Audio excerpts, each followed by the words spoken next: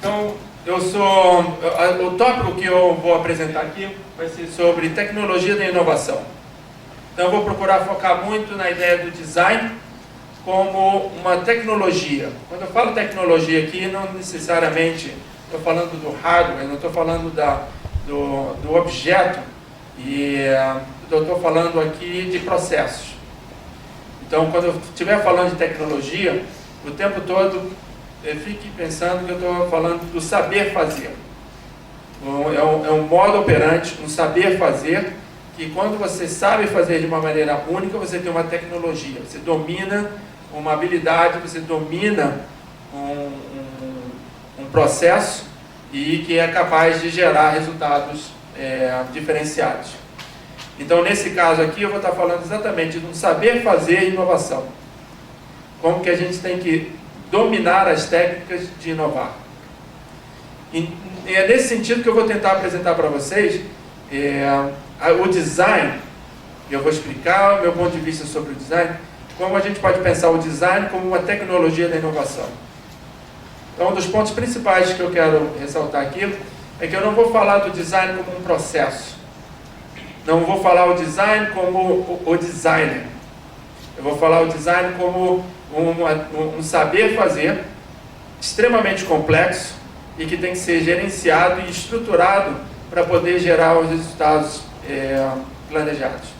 Nesse caso, a inovação. E se tratando de inovação, que também é um tema extremamente complexo, o saber fazer de inovação é uma tecnologia que tem que ser dominada e que a gente ainda tem muito pouco domínio sobre ela. Quando eu falo a gente, não é só a gente aqui, mas não é só o Brasil. Estou falando hoje no mundo inteiro. Só para vocês terem ideia, é muito comum as pessoas pensarem que de cada 10 inovações, de cada 10 empreendimentos, um vai ser bem sucedido. Então, esse é só um exemplo para a gente parar e pensar um minuto o quanto de desperdício que existe, e a gente acha isso super natural, super normal. E eu vou mostrar aqui que esses números, de a cada 1 em 10 dão certo, eles não podem continuar em função dos desafios que a gente vai enfrentar daqui para frente. Então, é uma tecnologia que tem que ser dominada, e para a gente dominar essa tecnologia, a gente tem que entender a fundo o design e dominar o design como um modelo organizacional. Então, vou falar sobre esses temas. Uma breve introdução. Eu sou José Carlos Ponce Teixeira. Eu uso Carlos Teixeira porque fui para os Estados Unidos e uma cultura extremamente pragmática. Eu confesso que eu adoro, e extremamente organizada, mas que tem coisas muito interessantes. Então, para que seja uma coisa bem simples, bem organizada, bem sistemática, qualquer um que já foi ou morou nos Estados Unidos vai ver que é uma cultura que não tem espaço para os nossos 4, 5, 6 nomes, né? Então, ele sempre tem que selecionar 2 nomes, então aqueles nomes viram oficiais. Então, de José Carlos Ponce Teixeira, eu vivei Carlos Teixeira, então é um nome com que eu assino artigos, apresento, eu sou professor. É um contraste para a sua própria identidade. Você vai para outra cultura e tem que mudar até o próprio nome, né? Mas eu atualmente sou professor na Parsons, Parsons da New School for Design, em Nova York, e eu dou aulas na área de Design and Management. Então a gente tem um departamento chamado School of Design Strategies, em que a gente tem um programa de business dentro de uma escola de design. E a gente ensina os alunos a trabalharem o design, trabalharem todas as questões do business e do management, e também tem toda a parte de humanas para desenvolver o pensamento crítico, analítico e ético dos alunos e futuros profissionais. A minha área de pesquisa está voltada para pensar modelos operacionais que envolvem o design. E essa pesquisa já vem desenvolvendo há vários anos. Eu fiz doutorado no Institute of Design em Chicago, isso entre 98 e 2002, e depois é que eu fui para a Passo. Então, há mais de 10, 15 anos, venho desenvolvendo pesquisa exatamente sobre essa área. Então, o meu tópico atual, e é o que eu vou trazer aqui para vocês, é que eu quero pensar esses modelos e buscar quais os novos modelos que estão surgindo. Então, a minha pesquisa foi baseada em vez de continuar focando nos Estados Unidos e na Europa, que eu fiz durante muito tempo, foi olhar para os mercados emergentes. E aí vale uma ressalva aqui da noção de mercados emergentes. Eu não estou falando de países em desenvolvimento. Se você pegar, por exemplo, o Brasil é um país que já se desenvolveu. Você pegar a década de 70, o Brasil se industrializou, se desenvolveu. Durante muito tempo o Brasil já tem sido entre as 10 maiores indústrias, parques industriais do mundo. Então, quando você fala de país em desenvolvimento, você está falando de industrialização, urbanização, qualidade de vida. Mas quando você fala, mas o Brasil sempre foi uma potência industrial, mas nunca foi considerado um grande mercado consumidor. Então existe uma grande diferença aí. As pessoas o Brasil era capaz de produzir, mas não era capaz de consumir.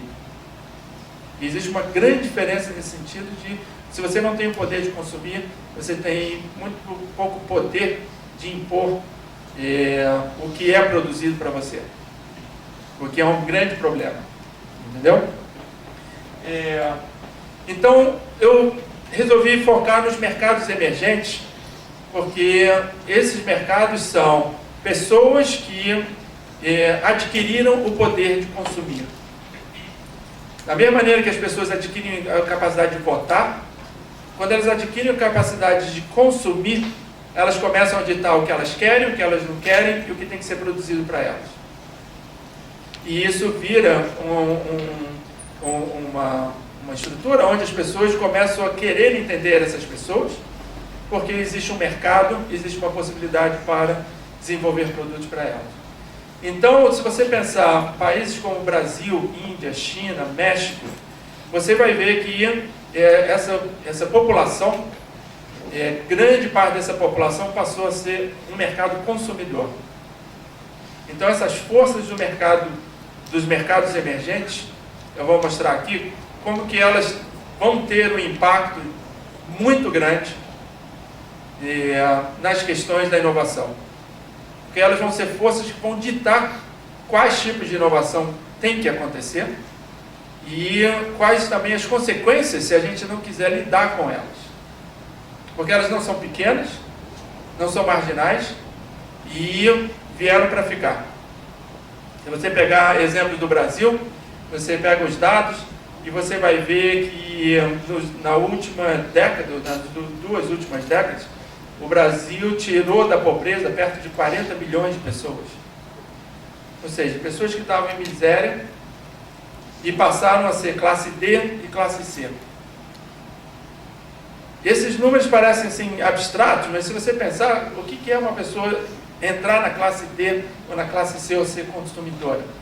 Significa que ela quer ter uma casa, significa que ela quer ter um ar-condicionado, significa que ela quer ter uma geladeira, significa que ela quer água filtrada, ela quer sistema de esgoto, saneamento. Então, quando você pega 40 milhões de pessoas que adquirem esse patamar, você está falando de um mercado consumidor. Não estou falando de consumidor no sentido de comprar coisas extras. Estou falando de consumidor no sentido de poder adquirir coisas básicas. Então, eu quero que a gente comece a pensar. Então, eu comecei a pensar essa questão da inovação e ver como que a gente teria que inovar baseado nos estudos nos países emergentes. Quais são as demandas desse país, quais são as forças que estão gerindo esse processo de mercado e como que a gente tem que pensar o design nesse contexto. Então, deixa eu dar um apanhado um pouco aqui, vou ilustrar com algumas fotos. Tenho visitado muitos desses países, tanto aqui no Brasil, tenho ido à Índia, tenho ido à China, tenho ido ao México, e estudado muito sobre esses lugares e visto a primeira mão como está se dando essas questões. Então, eu quero que vocês pensem os mercados emergentes, como é que eles vão ditar novos paradigmas para a inovação. E vocês, e nós todos, somos parte disso. Então, eu quero que vocês pensem em escala, a velocidade com que isso está acontecendo, pensar quais são as necessidades sociais, a gente começar a repensar como que o capital é usado nesse sistema, a gente repensar a noção de empreendedorismo. Uma coisa é você ser um empregado de uma empresa, outra coisa é você ser empreendedor, desenvolver novos negócios, e como que você começa a pensar em inovação altamente atrelada à questão de novos negócios. A questão da sustentabilidade, acho que todo mundo já está um pouco cansado dessa palavra, que é repetida o tempo todo, mas eu vou resgatar ela aqui e tentar mostrar como que ela não é uma questão supérflua, ela é uma questão extremamente complexa e que envolve inúmeros fatores, e dentro dessa escala e velocidade, ela se torna ainda mais complexa. Vou tentar entender rapidamente como que a questão da rapidez e escala, elas vão ter um impacto enorme em todas aquelas questões que eu falei. E o meu ponto-chave aqui é que não temos tecnologia da inovação para lidar com um gráfico desse. Nós não sabemos como a gente vai dar resposta aos desafios que um gráfico desse impõe. Dá só uma olhada nisso aqui. Até 1900, se você pegar desde a pré-história até 1900, a gente está falando de mais de 7 mil anos. A população no mundo inteiro chegou perto de 2 bilhões de pessoas. Então você pensa que um planeta que existiu durante 7 mil anos chegou a uma população de aproximadamente, que eu estou falando aqui, uns 1 bilhão e 700 milhões de pessoas. Em 50 anos, saímos desse patamar a quase o dobro, mas ainda muito pequeno. Aqui está falando de 2 guerras mundiais, mais um período de industrialização. Industrialização, descobertas científicas. A gente descobriu o antibiótico, reduziu a mortalidade infantil, utilizou a medicina, pessoas que tinham expectativas de vida de 30, 40, 50 anos, passaram a viver 80, 90 anos. Crianças que morriam cedo, você tinha uma família de 8 crianças, de 8 filhos, e era super normal você achar que 3 desses filhos iam morrer. Entendeu? Então, se você tem um avanço industrial e um avanço científico, olha o que aconteceu nessa segunda parte do milênio passado. Você tem uma população que saiu de menos de 3 bilhões de pessoas e chegou a mais de 6 bilhões de pessoas. É o que a gente tem hoje. 6 bilhões de pessoas. Durante 50 anos, a população do mundo chegou a esse patamar.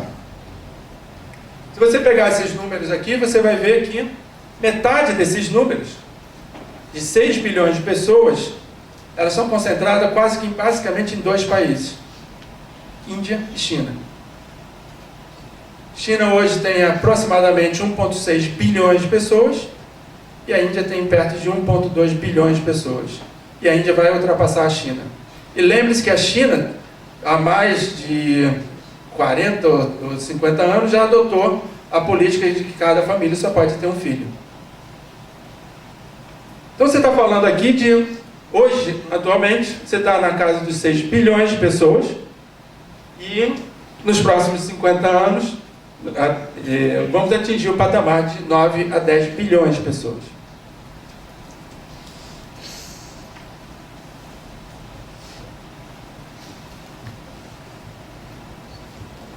Então, quando vocês começarem a viajar pelo Brasil, começarem a viajar pelo mundo, deem só uma olhada para vocês verem o efeito disso. Isso aqui é Xangai, isso aí de 2009. Esses prédios, provavelmente há 5 anos atrás, eles não existiam. Então, quando você pensa quanto de concreto que precisa para construir isso, quanto que de água precisa para usar isso. todo mundo vai precisar comer, todo mundo vai precisar se vestir.